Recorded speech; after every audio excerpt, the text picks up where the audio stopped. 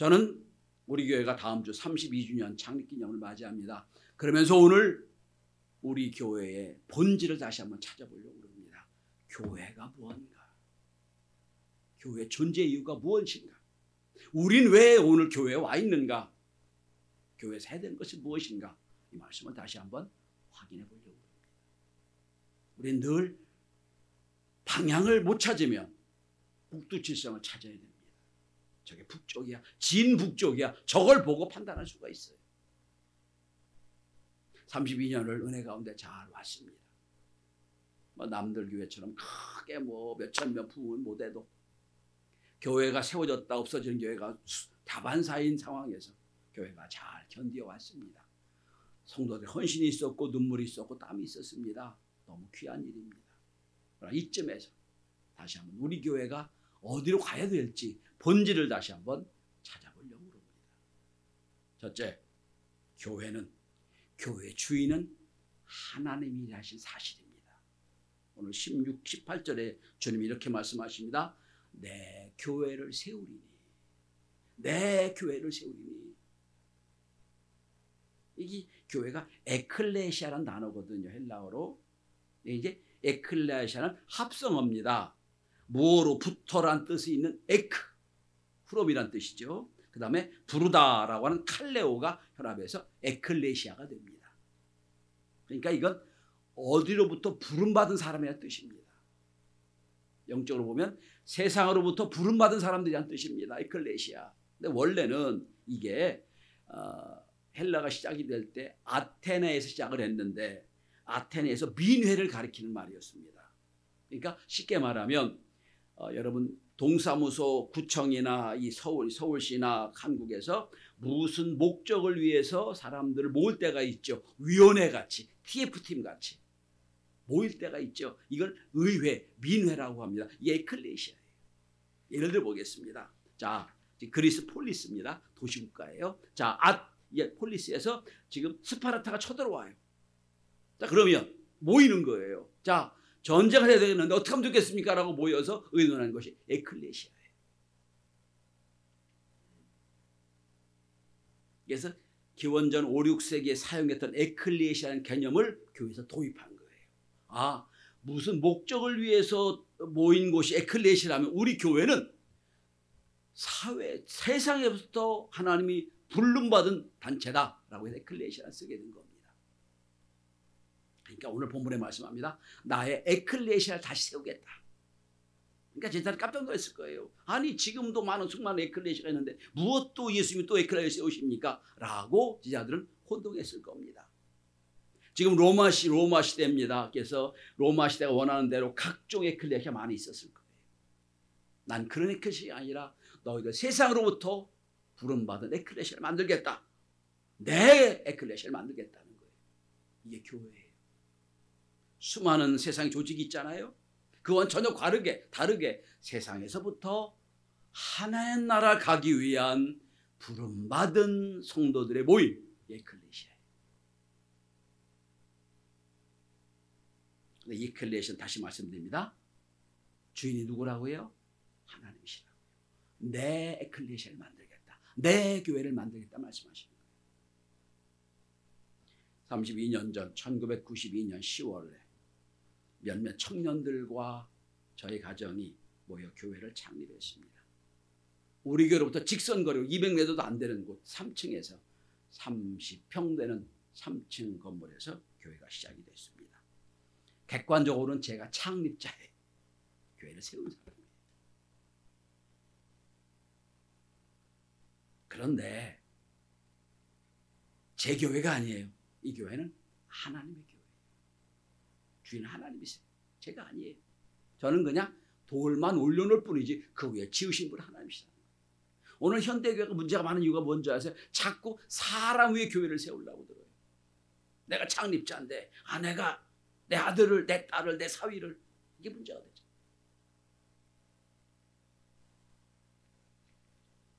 여기 계신 모든 분들은 호스트인 주님께서 여러분을 불러 모으신 거예요.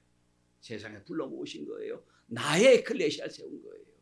그러므로 교회 공동체는 세상 공동체와 전혀 다른 특징을 갖습니다.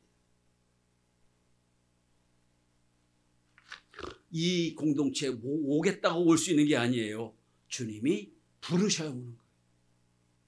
제자를 부르실 때 내가 원하는 자를 부르셨다 그랬어요. 여러분은 교회에서 다 필요한 존재임을 믿으시길 바랍니다. 다 필요한 존재예요. 하나님 필요해서 부르신 분들이에요. 자, 첫 번째는 교회 주인은 하나님이시다. 내 교회 세우시겠다 말씀하셨습니다. 두 번째는 교회는 천국 열쇠를 받는 사람들이 모이는 곳이에요. 자, 주님이 말씀하십니다. 가이사라 빌립보를 지나가며 말씀하십니다. 여러분 성경에서 제가 이 본문을 가지고 지금 6번째 말씀을 드리는 겁니다. 제가 우리 교회 창립한 뒤에 이스라엘 가보시면 다른 곳은 별로 볼 일 없는데 가이사라 빌립보는 평탄하게 바닷가로 연결된 곳이에요. 특별히 이스라엘 가실 유럽이나 이 지중해를 가실 때 황제 이름이 붙었다 그러면 그 도시는 신도시예요. 황제가 친히 만든 도시 아니면 황제를 위해서 제공한 도시. 가이사라 빌립보라는 얘기는 황제가 만든 가이사라 도시란 뜻이에요. 거기 가보시면 지금도 큰 운동장이 있고요. 지금도 항구가 있고요. 지금도 계획된 도시예요. 그러니까 당시 어부로 평생을 가난한 갈릴리에 살던 사람이 가이사라 빌립보를 가니까 황제가 지은 도시니까 쫙쫙 건조된 2층 3층짜리 건물이 있었을 거고요. 그 다음에 여러분 거기에 있는 많은 계획된 것들이 있었을 거예요. 눈이 휘둥그레졌을 겁니다. 가이사라 빌립보를 가시며 주님 말씀하십니다. 사람들이 나를 누구라 하느냐.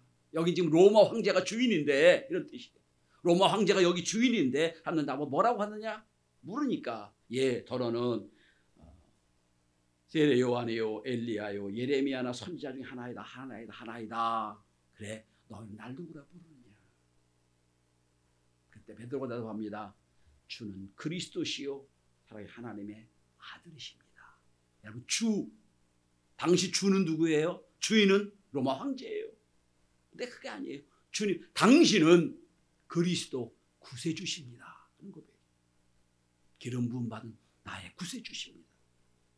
어느 한복판에서 로마 황제가 주인인 한복판에서 고백하는 거예요. 당신은 나의 주인이십니다. 나의 구세주십니다. 그리고 또 고백합니다.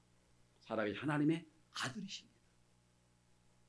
성경에 예언되었던 이 땅에 보내시기로 한 하나님 그분이십니다. 베드로가 고백하는 주님은 너무너무 좋아하세요.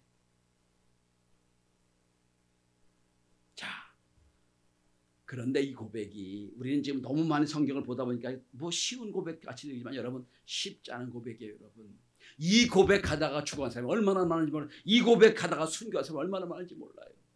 당시 로마 주인이 황제라고 했던 때 아닙니다. 당신은 주인이 아니고 우리 구세주가 주인입니다. 그런 그 말은 여러분 처형당해도 마땅한 상황이에요.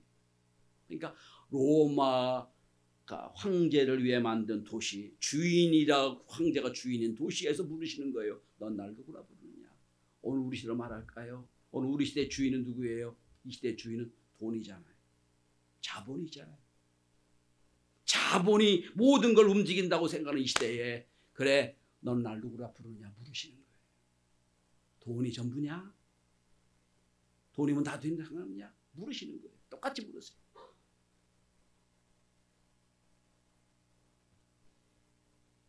최근에 매우 인기 있는 유튜브 중에 하나 제가 자주 보는 3프로TV가 있습니다. 젊은 아이들이 너무너무 좋아하는 특별히 경제적인 정보를 많이 주는 상장하려고 애쓰다가 결국은 안 됐던 그런 3프로TV입니다. 이게 경제만 얘기하던 데서 종교 얘기를 하더라고요. 기독교 얘기를 하는데 이렇게 보니까 조회수 보니까 한 50만 60만이 넘어가더라고요. 그러니까 경제를 그런 경제 얘기할 때는 뭐 120만 150만이 조회수가 올라가는데 종교 얘기를 해도 저렇게 몇십만이 올라가는 걸 깜짝 놀랐던 적이 한 번 있습니다. 그 유튜브에서 어떤 프로가 이런 얘기를 하더라고요. 묻습니다. 그 교수님 와서 대담하는데 교수님 천국은 착한 사람이 갑니까? 못돼도 교회 나온 사람이 갑니까? 누가 천국 가요? 착한 사람 가는 거 아니에요? 그랬더니 딱 얘기하더라고요.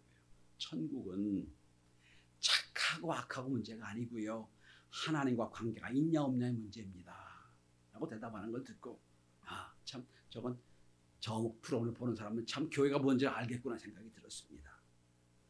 여러분, 교회는 착한 사람이 모이는 곳이 아니에요. 예수 믿어 착하면 얼마나 좋겠어요. 근데 예수 믿어도 나쁜 사람 많아요. 그런데 우리는 예수 믿는 사람이 가는 게 천국이에요. 아무리 착하게 살아도요, 아무리 법 없이 살아도 교회 안 나오면 천국 못 가요. 정확한 겁니다. 자, 주님 말씀에 베드로가 대답하니까 여러분 본문을 보세요. 자, 여러분 이 19절을 봅니다. 내가 천국 열쇠를 내게 주리니, 말씀을 천국 열쇠를 주신다. 그래서 여러분 유럽의 로마 이런 데 가보면 열쇠 가진 이가 베드로가 있어요. 창 가진 이 사도 바울이 있어요. 늘 똑같은 동상들이 많이 있지요. 여러분 열쇠가 뭘까요? 문을 여는 거잖아요. 은유적인 표현입니다. 지금 천국은 닫혀 있어요. 그죠? 그러니까 열쇠로 열어야 되는 거예요. 누구만 열 수 있느냐? 이 고백을 한 사람이 열 수 있다는 거예요.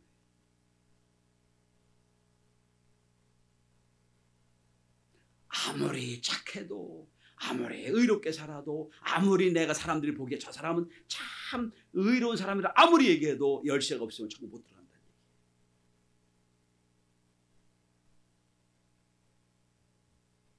자, 주는 그리스도 하나님의 아들입니다. 이 고백을 하는 자에게 천국 열쇠를 주시는 거예요. 여기 계신 여러분은 다 천국 열쇠를 가진 자임을 믿습니다? 아니에요? 모르겠어요? 이걸 우리식으로 표현해 볼까요? 요즘식으로 표현하면 천국 열쇠가 아니라 천국 비밀번호를 눌러야 되는, 그렇게 되면 되겠지요. 그러니까 교회는 천국 열쇠를 가진 사람들이 모이는 거예요. 아니, 천국 열쇠를 얻기 위해 모이는 곳이라고 할 수도 있겠지요. 여러분, 이 열쇠와 똑같은 이미지가 있어요. 노아의 홍수에서 노아의 그 방주로 들어갈 사람, 그죠? 그건 몇 사람밖에 안 됐지요. 이제 비가 오고 이제 이 산 꼭대까지 물이 들이차이라는 믿음을 가진 사람이 방주에 올라타는 거예요. 그 다음에 이스라엘 백성들이 출애굽하고 유월절을 지킬 때 그가 뭐 로마 사람인지 이스라엘 사람인지 그가 애굽 사람인지 아무 관계가 없어요. 문지방의 이 어린 양의 피로 문설주의 피를 바른 집에만 들어가면 그는 구원받았어요. 그게 천국 열쇠예요. 그가 뭐 나쁜 짓을 했던 뭐 아무 관계가 없어요. 그냥 이 어린 양의 피로 그 문지방의 피가 발라진 입만 들어가면 구원받은 거예요. 그게 천국 열쇠예요. 그게 구원받은 역사예요. 좀 우리 성도들이 하나님의 나의 구세주라는 고백, 그리고 내 인생 전체가 끝난 뒤에는 하늘나라가 내 앞에 있다는 믿음을 갖고 신앙생활 할 수 있기를 바랍니다. 자, 마지막 세 번째, 교회는 무엇이냐? 여러분, 전 19절에 이 18절 19절의 말씀을 한마디로 요약하고 싶어요. 18절 19절 18절은 뭡니까? 음부의 권세가 이기지 못하리라. 사탄 마귀가 절대로 이기지 못하는 그런 에클레시아가 교회다라는 말씀이고, 19절에 뭡니까? 땅에서 매면 하늘에서 매이고 땅에서 풀면 하늘에서 풀릴 것이라는 말씀. 한마디로 표현할까요? 교회는 하나님의 임재를 체험하는 곳입니다. 하나님 임재를 체험하는 곳.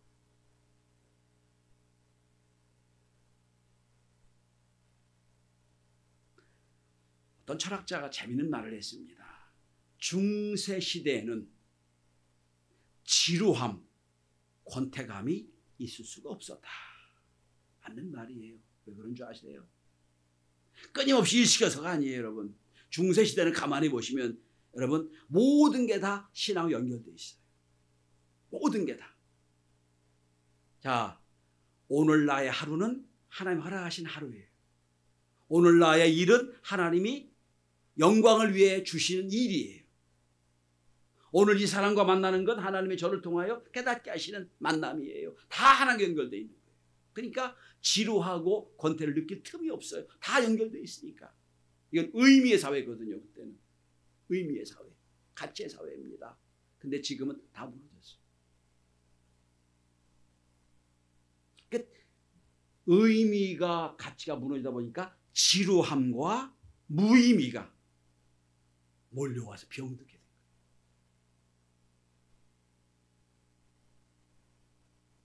그 시대에 저는 교회는 어떤 곳이냐? 여러분, 첫째는 음부의 권세가 이기지 못하는 축복을 받아요. 돌아가신 하영주 목사님이 이 부분을 이렇게 해석하는데 제가 참 은혜를 많이 받았어요. 제가 그대로 읽어드리겠습니다. 세상에서 가장 강한 교회는 중국에 있는 가정교회입니다. 건물도 없어도 많이 모이지는 못해도 목숨을 내놓고 모이는 곳이기 때문입니다. 세상에서 가장 타락한 교회는 자본주의 나라에 있는 교회들입니다. 멋진 건물도 있고 파이프 오르간도 있고 다 있는 건 있는데 능력을 잃어버린 교회가 됐습니다. 오늘 본문을 보세요. 음부의 교회가 이기지 못한다. 여러분, 우르무찌에 가서 우리 선교회 목사님들 한 20여 목사님이 우르무찌에서 목회를 하고 계세요. 교회가 있는 것도 아니고요. 가정집에서 모여서 낮에는 직장 자기 사업을 하고 직장 생활하면서 주일마다 모이는, 몰래 모이는 그런 곳이에요. 찬송도 잘 못해 소리 죽여서 찬송합니다. 잡히면 문제가 생기죠. 그런데 그 교회들, 중국 전체의 교회들이 지금 2억 명 정도 모인 교회가 됐다고 통계가 나옵니다. 뭐죠? 음부의 권세 이기지 못하는 교회. 하나님의 살아있는 교회. 여러분, 너무 화려하고 좋은 위치가 있고 좋은 모든 것이 편히 써 있는 교회에서도 하나님의 임재를 경험 못하는 교회가 있고, 반대로 아무것도 없어요. 피아노 듣고 아무것도 없고 그냥 몇 명이 모여서 그저 소리 지고 찬양하고 말씀 듣고 하는 그 교회도 하나님의 임재를 체험하는 교회가 있다는 거예요. 둘째는 이 교회는 땅에서 매이면 하늘에서 매이고 땅에서 풀면 하늘에서 풀리는 교회. 기도하는 응답이 있는 교회예요. 땅에서 풀면 하늘에서 풀려요. 그럼 땅에서 풀면 될 거 아니에요. 여러분, 예수님이 교회에 대한 말씀을 많이 하셨어요. 그런데 여러분, 교회는 예배도 드리고 헌신도 하고 선교도 하고 교육도 합니다. 그런데 예수님은 분명히 말씀하십니다. 내 집은 기도하는 집이다 말씀하세요. 예배보다 더 중요한 게 기도고요. 헌신보다 더 중요한 게 기도라는 말씀이에요. 내 집은 기도하는 집이다. 마태복음 21장 13절에 내 집은 기도하는 집이라 일컬음을 받으리라 하였거늘 너희는 강도의 구려를 만드는도다 라고 했어요. 이사야 56장 7절의 말씀을 인용하는 겁니다. 내가 곧 그들을 나의 성산으로 인도하여 기도하는 내 집에서 그들을 기쁘게 할 것이며 라고 되어 있거든요. 기도하는 내 집이라고 되어 있어요. 지금도 42년 동안 수많은 중보기도를 통해 하나님의 은혜를 많이 받았어요. 기도 제목경담이 많이 받았고 하늘에서 땅에서 날마다 풀어내는 역사를 통해서 풀리는 일도 있었고, 어렵고 힘들 때 하나님 막아주세요 라고 땅에서 메었더니 하늘에서 메이는 역사가 있었어요. 교회는 뭐 하는 곳일까요? 하나님 임재를 경험하는 곳이. 찬양에서도 기도할 때도 헌신할 때도 하나님이 지금 나와 함께 하시구나, 그 은혜를 체험하는 것. 말씀의 결론을 맺습니다. 오늘 우리에게 이 자본주의의 가장 꽃이라고 하는 이 자본주의 사회에서, 돈이면 다 된다고 하는 이 사회에서 주님 우리에게 부르실 겁니다. 너는 누가 내 인생의 주인이라고 얘기하느냐? 눈 뜨면서 눈 잠을 때까지 돈 하며 돈이 내 인생의 주인이냐? 아니면 내가 내 인생의 주인이냐? 그럴 때 주님은 나의 구세주십니다. 예수가 나의 주인이시고 나의 구세주이시고 그리고 하나님의 아들이십니다. 고백할 때에 사탄 마귀가 틈 못하고, 또 기도의 응답을 통하여 날마다 하나님 임재를 체험하는 교회, 에클레시아 성도가 될 것입니다. 그런 교회 만들어 갈 수 있기를, 그런 교회 계속 이어지기를 주의 이름으로 간절히 축원합니다.